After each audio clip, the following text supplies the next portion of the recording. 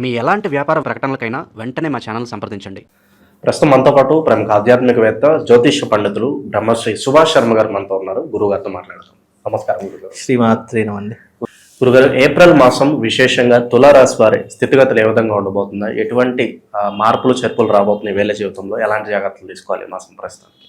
తప్పకుండా అండి. ముఖ్యంగా వీక్షిస్తున్న ప్రేక్షకులందరికీ శ్రీమాత్రే నమః, శ్రీ గురుభ్యో నమః. యాదేవి సర్వభూతేషు మాతృరూపేణ సంస్థిత నమస్తస్సై నమస్తస్సై నమస్తస్సై నమో నమః.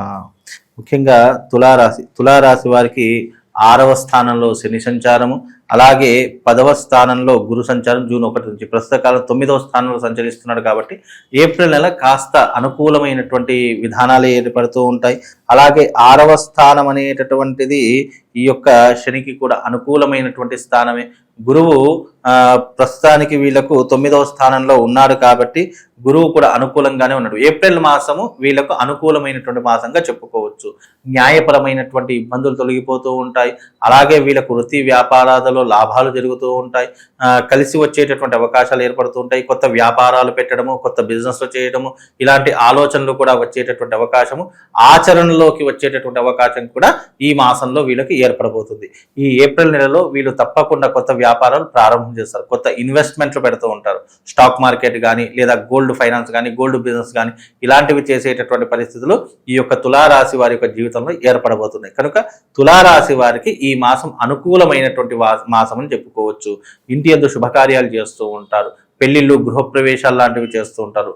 అలాగే వీళ్ళు ఈ మాసంలో గనక ప్రాపర్టీస్ కొనడం కానీ, లేదా లగ్జరీ లైఫ్ని అనుభవించేటటువంటి పరిస్థితులు ఏర్పడుతూ ఉంటుంది. అలాగే ఆకస్మిక ధనలాభం రావడము, వృత్తి వ్యాపారాదుల్లో డబ్బులు అధికంగా సంపాదించేటటువంటి ప్రయత్నాలు, ఉద్యోగం లేనటువంటి వారికి ఉద్యోగ అవకాశాలు రావడము, అలాగే జీతభత్యాలు పెరగడము, గవర్నమెంట్ రంగంలో ఉన్నటువంటి వారికి ప్రమోషన్స్ రావడము, ట్రాన్స్ఫర్స్ జరగడము, ఇవన్నీ కూడా ఈ యొక్క తులారాశి వారి యొక్క జీవితంలో ఈ మాసంలో అద్భుతంగా జరగబోతున్నాయి. ఎవరినన్నా నమ్మి ఎవరి ద్వారా డబ్బులు పోగొట్టుకునే పరిస్థితులు ఏమైనా కనిపిస్తుంది? నమ్మి డబ్బులు పోగొట్టుకునే దానికంటే వీళ్ళు ఇచ్చినటువంటి డబ్బులు తప్పకుండా తిరిగి వసూలు చేసుకునేటటువంటి క్యాపబిలిటీ తులారాశి వారి ఒకరికి ఉంటుంది. ఎవరికైనా ఇచ్చినటువంటి డబ్బులు మళ్ళీ తిరిగి రావడానికి తులారాశి వారికి ఈ మాసము అనుకూలమైనటువంటి మాసం. తులారాశి వారు ఎవరికైనా డబ్బులు ఇస్తే గనక వసూలు చేసుకోవడానికి ఈ ఒక్క మాసమే మీకు గడువు ఉంది. అంటే తులారాశి వారు ఎక్కడైతే డబ్బులు ఇచ్చారో వాళ్ళందరూ ఏప్రిల్ నెలలో ఇచ్చిన డబ్బులన్నీ మూట కట్టుకొని ఇంట్లో పెట్టుకోవడం చాలా ఉత్తమం. ఎప్పుడైతే మీరు జూన్లో అడుగు పెడతారో ఇక డబ్బులు తిరిగి రమ్మన్నా రావు. కాబట్టి తులారాశి వారు ఎవరికైనా డబ్బులు ఇస్తే అవన్నీ వసూలు చేసుకొని ఇంట్లో దాచుకొని, లేదా బ్యాంక్లో ఫిక్స్డ్ డిపాజిట్ చేసుకుని తప్ప మళ్ళీ డబ్బులు ఇచ్చేటటువంటి ప్రయత్నం పెట్టుకోకండి. కుటుంబ వాతావరణం ఎలా ఉంటుందంటారు? మూడో వ్యక్తి ద్వారా ఏమైనా ఇబ్బందికర పరిస్థితుల్లో చాలా వరకు బయట ఈ ఇల్లీగల్ ఇబ్బందికరంగా ఉంటుంది. తులారాశి వారికి ప్రస్తుత కాలం ఈ ఏప్రిల్ నెలలో అయితే ఏమీ లేదు. ఒకవేళ మార్పు జరిగితే కనుక మీరు అన్నట్టు ఇల్లీగల్ అఫైర్స్ కావచ్చు, లేదా ఇంకా వేరే రకమైనటువంటి ఇబ్బందులు కావచ్చు, ఏదైనా వస్తాయి అని అంటే జూన్ 1వ తారీఖు తర్వాత వీళ్ళ జీవితంలో ఏర్పడేటట్టు కొత్త వాళ్ళ పరిచయాలు ఏర్పడము, లేదా వాళ్ళ ద్వారా అక్రమ సంబంధాలు పెట్టుకోవడము, కోర్టు దాకా వెళ్ళడము, లేదు భార్యాభర్తల మధ్య వైరం ఏర్పడడం, ఇలాంటివి ఎక్కువగా జరిగేటటువంటి పరిస్థితులు జూన్ 1వ తారీఖు తర్వాత వస్తాయి. ఏప్రిల్ నెలలో అయితే అనుకూలంగా ఉందండి. స్థానచలనం కనిపిస్తుందా ప్రస్తుతానికి వీళ్ళకి? తప్పకుండా స్థానచలనం అయితే ఈ ఏప్రిల్ నెలలో అయితే అయ్యేటటువంటి అవకాశం ఉంటుంది. అంటే ఎవరైతే ఒక ఉద్యోగం నుంచి మరో ఉద్యోగానికి మారాలి అని అనుకుంటారో, లేదా ప్రమోషన్స్ ట్రాన్స్ఫర్స్ కావాలి అని అనుకుంటారో, అలాంటి వారికి ట్రాన్స్ఫర్స్ జరిగేటటువంటి పరిస్థితులు ఏప్రిల్ నెలలో ఉన్నాయి. ఏప్రిల్ నెల దాటిందంటే మళ్ళీ ట్రాన్స్ఫర్స్ ఏమీ ఉండవు. ఎక్కడ తీస్తే గొంగడు అక్కడే ఉంటుంది. మీరు ఏదైనా ప్రాపర్టీస్ కొనాలన్నా, లేదా డబ్బు దాచుకోవాలన్నా, డబ్బులు వసూలు చేసుకోవాలన్నా, లేదా బిజినెస్ ప్రారంభం చేయాలనుకున్నా, బంగారం కొనుక్కోవాలి, ఈ ఏప్రిల్ నెలలో మాత్రమే చేసుకోండి.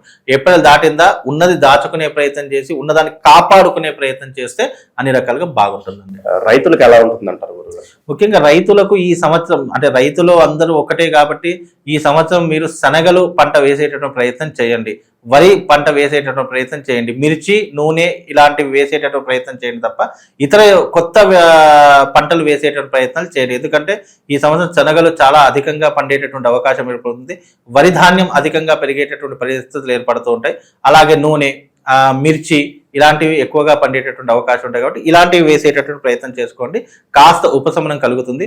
రైతులకు ఈ యొక్క మాసం అనుకూలమైనటువంటి మాసమే అని చెప్పుకోవచ్చండి. ఓకే, ప్రస్తుత కాలం ఎటువంటి పరిహారాలు చేసుకోవడం ద్వారా ఈ నెల వెళ్ళి కలిసి వస్తుంది? ముఖ్యంగా ఇప్పుడున్నటువంటి కాలంలో అయితే కనుక చూసుకుంటే ఈ యొక్క తులారాశి వారు మంచి పరిహారం అండి. ఇది చాలామంది చేసుకొని బాగుపడ్డారు. దీపదుర్గా తంత్ర మహాపూజ అని చెప్పేసి ఒకటి ఉంటుంది. దీపదుర్గా పూజ అని చెప్పేసి అమ్మవారిని సాక్షాత్ దీపస్వరూపంగా కొలిచి అమ్మవారికి చక్కగా చీరతో అలంకరణ చేసి అమ్మవారి యొక్క ప్రతిరూపాన్ని వేస్తారండి. చాలా అద్భుతంగా ఉంటుంది. 2 కన్నులు చూస్తే అలాంటి దీపదుర్గా పూజ తంత్ర సాధన అనేటటువంటి ఒకటి ఉంటుంది. అది చేసుకోవడం వల్ల తులారాశి వారికి కాస్త ఇబ్బందులు తొలగిపోయేటటువంటి పరిస్థితులు ఏర్పడతాయి, ఉపశమనం కలుగుతుంది. ముఖ్యంగా తులారాశి వారికి కోర్టు సమస్యలు కానీ, లావాదేవీల విషయాల్లో కానీ, ఆస్తుల విషయాల్లో కానీ, ఫ్యామిలీ విషయాల్లో కానీ ఏదైనా ఇబ్బందులు ఉంటే ఈ దీపదుర్గా పూజ తంత్ర సాధన చేయించుకోండి. తప్పకుండా వాళ్ళకి అద్భుతం జరుగుతుందండి జీవితంలో.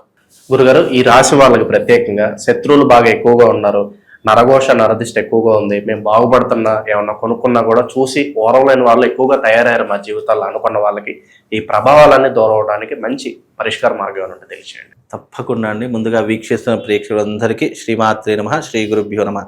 నమస్తే అస్తు మహామాయే శ్రీపీఠే సురపూజితే శంఖచక్ర గదాహస్తే మహాలక్ష్మీ నమోస్తుతే. నరఘోష, నరదిష్టికి నాపరాయణ పగులుతుంది అని శాస్త్రమే ఉంది. కాబట్టి నరఘోష వీళ్లకు వాళ్ళకని కాదు, మనిషి ఎదుగుతున్నాడు అంటే చాలు నరఘోష ప్రారంభమవుతుందండి. అలాంటి నరఘోషని తప్పించుకోవడానికి మన యొక్క ప్రామాణికమైనటువంటి గ్రంథాల్లో చాలా రకాలైనటువంటి రెమెడీస్ అలాగే పరిహారాలు పొందుపరచడం జరిగింది. ఫలానా ఎగ్జాంపుల్గా చూసుకోవాలి అని అంటే కనుక, ఉదాహరణకు ఒక మనిషి ఎదుగుతున్నాడంటే ఎప్పుడెప్పుడు కిందికి లాగేయాలి. లేదు అసూయ, నరదృష్టి ఎక్కడి నుంచి ప్రారంభమవుతుందో తెలుసా అండి? ఒక మనిషి ఎదుగుతున్నాడు అనుకున్నటువంటి విషయంలో నరదృష్టి ప్రారంభమవుతుంది. లేదు అని అంటే గనక ఒక మనిషి ద్వారా మనం కిందికి పడిపోతున్నాము అంటే నరదృష్టి ప్రారంభమవుతుంది. లేదు వీడి వల్ల నేను మోసపోతున్నాను, లేదా నేను వీడి వల్ల బాధపడుతున్నా అంటే నరదృష్టి ప్రారంభమవుతుంది.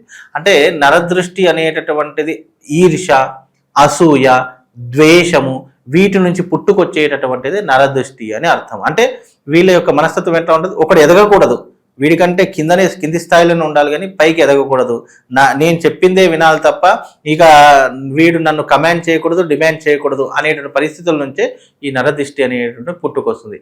ఇంకోటి, మన జీవితము అందంగా ఉంది, మనం చాలా లగ్జరీగా బ్రతుకుతున్నామంటే తప్పకుండా నరదృష్టి అనేటువంటి తగులుతూ ఉంటుంది. అలాంటి నరదృష్టిని తప్పించుకోవడానికి శాస్త్రంలో అనేక పరిహారాలు ఉన్నాయి. మిరియాలతో చేసేటటువంటిది, అలాగే నిమ్మకాయతో చేసేటటువంటిది, అలాగే కొంతమంది దిష్టి తీసేటటువంటి ప్రక్రియ కానీ, ఇవన్నీ కూడా నరదృష్టికి కొన్ని ఉపశమనాలు అని చెప్పుకోవచ్చు. ఎవరికైతే నరదృష్టి ఉంటుందో ఏ ఇంటి మీద, చాలా మందికి కొంతమందికి శరీరం మీద నరదృష్టి ఉంటుంది, కొంతమందికి ఇంటి మీద నరదృష్టి ఉంటుంది, కొంతమందికి ఆ స్థలంలో నరదృష్టి ఉంటుంది.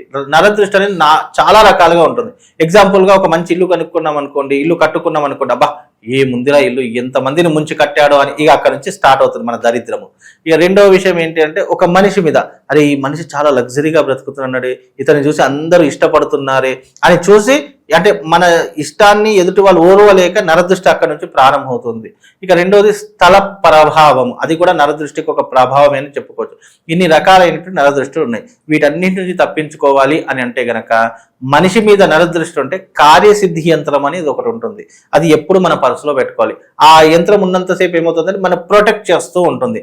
ఇప్పుడు మన శరీరానికి, మన యొక్క హృదయానికి, మన యొక్క మెదడుకి ప్రొటెక్ట్ ఏంటంటే బయట కనిపించేటటువంటి ఈ లేయర్కి కూడా రక్షణ కావాలి అని అంటే గనక మన యొక్క శరీరం మీద ఎప్పటికీ కూడా సర్వ కార్యసిద్ధి యంత్రం ఉండాలి.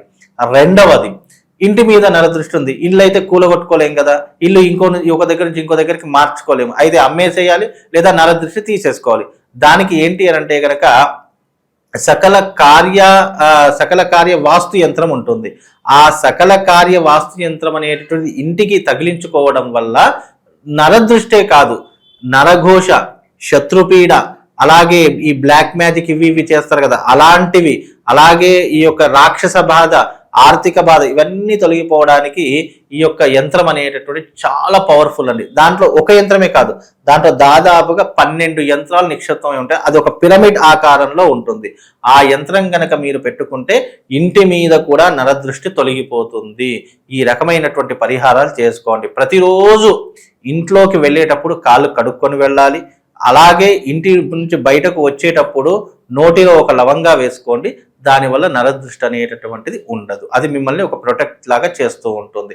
అలాగే ఈ యొక్క నరదృష్టి వల్ల ఎవరైనా బాధపడుతున్నారు, ఇంటి మీద నరదృష్టి ఉందా, శరీరం మీద నరదృష్టి ఉందా తెలుసుకొని ఈ పరిహారాలు చేసుకుంటే కొంతవరకు మీకు ప్రొటెక్ట్ కలిగి కొంతవరకు మీకు ఉపశమనం అనేటువంటి కలుగుతుంది.